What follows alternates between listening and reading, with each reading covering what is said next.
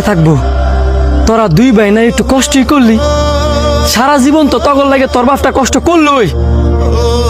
তোরা যদি শেষ বয়সে এলার একটু সেবা যত্ন করস, এলাই মরে গেলে গ এলার আত্মার একটু শান্তি পাইবে, এইটুকু তোরা করতে পারতি না?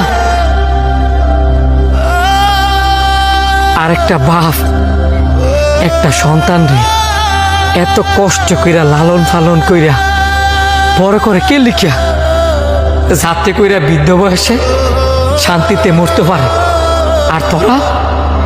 আর তোরা কি না এই বাপেরে বৃদ্ধাশ্রমে দিয়ে যেতেছস? আর এই যে তোরা দুই ভাই তগ বাপের লগে চা করতেছস না, তগ সন্তানেরা ঠিক তগর সাথে তাই করব। কাকায় আমনেরা আমার ন রাখবো।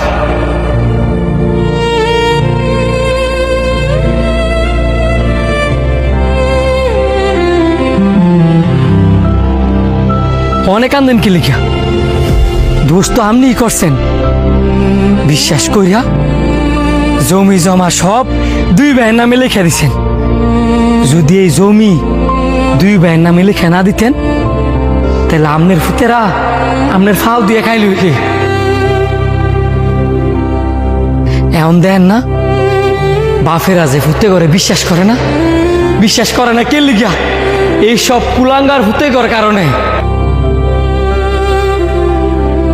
একটা ছেলে চাইলে একটা পরিবারে ঠিক রাখতে পারে, আর ঠিক রাখবো কেমনে যদি একতরফা বিচার করে? কাকা